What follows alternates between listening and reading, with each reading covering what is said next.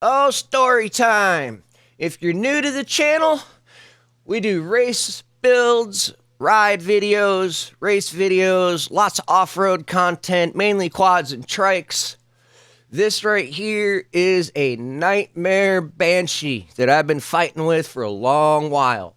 It came in, built by somebody else, running like crap. Dude said, "Can you tune it?" I tried tuning it a little bit, went through, found some problems, took it back. Guy had it blown up in 15 minutes. Sent pieces of the piston down through the crankcase. Now, those videos are back on the channel many months ago. Put the thing together.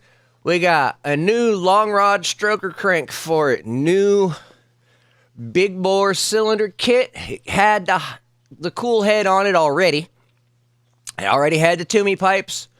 Had electron carburetors on it. Got rid of those. Put some PWKs on it. At this point, we got a bolt kit for it. The bolt kit that was ordered for this thing is garbage. If you see, the shoulder on the studs is extremely short compared to the OEM studs. That is super problematic. When I say super problematic, I mean I've been fighting with coolant leaking up through the threads for months. Tried nuts, tried washers, tried different torques, tried all kinds of different things. Never took the studs into consideration. They were new. They were supposed to be right. Everything we got from this company was supposed to be right.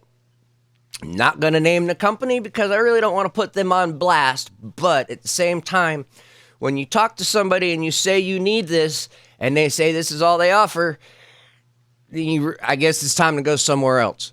I was looking for high-performance wrist pin bearings for this kit because I did not like the bearings that came in the kit. Dude sold me the same bearings twice.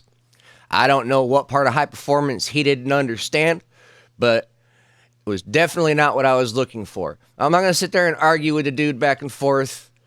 Put the wrist pins in.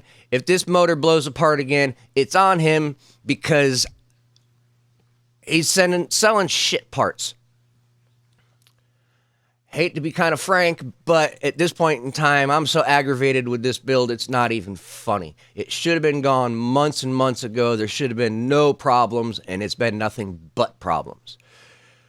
Make sure when you buy bolt kits, you check everything. I have yet to find a quote-unquote complete bolt kit that has had all of the bolts and actually been accurate. I'm really kind of confused on how these big companies that sell many, many bolt kits can't figure out what bolts are supposed to go in the kits.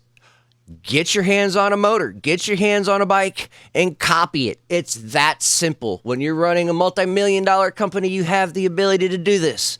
If you're going to be too lazy, people are going to stop buying your products. It's that simple. So now we're not completely pulling the cool head off. We're pulling the studs out through the cool head. The lower O-rings are a pain in the butt. Nothing really like staying in, so if the least I got to take apart, the better. Turn around, get the studs out of this thing. We'll put the OEM studs back in it, and that stopped the leaks. I'm extremely happy to have these leaks stopped. Aftermarket parts, as much as I really love horsepower and I really don't mind aftermarket parts, sometimes they are a headache. I can say that being that I do make aftermarket parts, and I've had customers complain about my aftermarket parts that I have made them, and I have turned around and tried to send new stuff, take the old stuff back, send the new stuff, make it right. Some people just don't want to hear anything about it, and, well, you can't make everybody happy all the time. That's something that I've come to grips with a long time ago. Looking at the comments on some of the videos, yeah, keyboard warriors run strong. How much experience do they have? Some of them have a lot of experience. Others have very minimal experience, but they think they know what they're doing. Like these O-rings. See how I'm kind of fighting with that O-ring? It's such a tight fit. It fits perfectly. Now, if you get it wrong, it'll pop and it'll leak. So you got to make sure everything's all good when you put these things back together and stuff is stuck where it needs to be. Now that we've got the O-ring on the top of the head, put that back in. Now note, on Banshees, there is 2 long studs versus the other 8. The 2 long studs go above the exhaust ports. That is as per Yamaha's microfiche picture for parts. So make sure you put the long studs up front, regardless of what head you're using. Yamaha is notorious. And when I say notorious, we're going all the way back to the Tri-Z250. The stud that is above the exhaust ports are notorious for coming loose. They are notorious for falling out. They are notorious for pulling threads. So don't be surprised if it happens. If you've got a Yamaha and it starts leaking a little bit out that front stud, don't be afraid to tighten it up. It needs it. Throw some engine ice in this thing. It's all back together. Yes, engine ice is what I've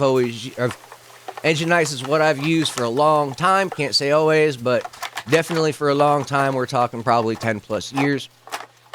Still don't quite understand why I fight so much with the Banshee gas tanks, but here we are again, wondering why the tank don't want to fit in. Get it back in, get the lines hooked up, get side plastics out the way, see if we can get this thing fired. Couple of kicks. Runs great. Sounds solid. Both cylinders are hitting like they're supposed to. Build is solid. As far as I can tell, the thing runs immaculate. I like how the build has turned out. Like how the cylinders are firing. Everything on this thing has come together quite well, considering how much of a nightmare it's been. Sometimes the hardest fights are the biggest victories, that's for sure. I will be happy to get this thing out of here. Still a couple of little things like a rear master I'm waiting for the guy to bring me. It's got an aftermarket water pump cover that the drain bolt seems to hit the billet cover. So I've got to figure out how to relieve things or get it spaced out so that it can sit tight over the water pump cover in that little area and actually look like it's how it's supposed to be without any weird gaps and without putting excessive pressure on the drain bolt itself. So I'll probably have to relieve that just a little bit. Going back over, tightening up a couple of motor mounts.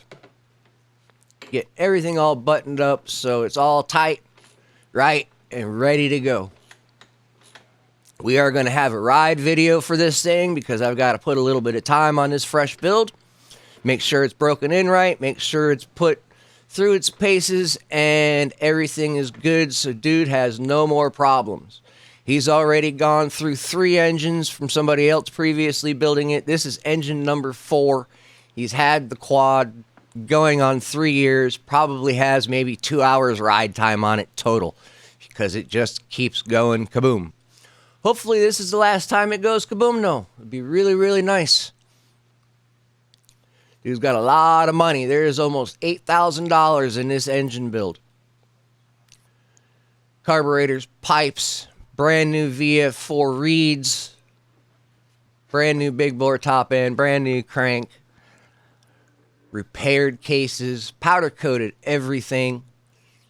Yes, this is a well polished Banshee. That's for sure. There's still a bunch of stock components on it, but hey, not everybody is into the race stuff. They don't quite understand the benefits of having better quality suspension. Then again, if you get low quality aftermarket suspension, it's about as equivalent to factory suspension. So if you're not dropping over $2,000 in shocks, then you're not getting high quality stuff if you're getting complete shocks. $1,000 plus for a rear shock is about average, and it goes up from there. But you pay for quality and characteristics and handling abilities of these bikes after you do the suspension upgrades is definitely worth every penny. No point in having horsepower if you can't get it to the ground. That's for sure. That's something Dad always said. It doesn't matter. You can have 1,000 horsepower, but if those wheels are spinning, you're not going anywhere. The wheels aren't on the ground. You can't accelerate. Suspension is key. Tony's got 2 different KTMs set up 2 different ways, and the long travel bike handles one way, and his Walsh KTM handles another way. But I'll tell you, that Walsh setup, Mike Walsh has that stuff dialed in. You point that quad, it turns. Probably some of the best control arms configuration that you could put on a quad would be Walsh. Haven't found really anything else that even compares. Wrath is close, but it's still not Mike Walsh. I'm going to stare at this thing a little bit longer. Really appreciate you guys watching all the way through. I'll see you in the next one. Look for the ride videos coming soon.